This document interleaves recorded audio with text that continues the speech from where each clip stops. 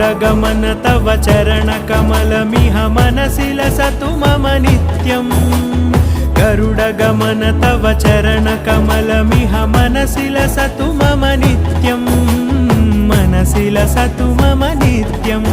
मम तापमपाकुरुदेव मम पापमपाकुरुदेव मम तापमपाकुरुदेव मम पापमपाकुरुदेव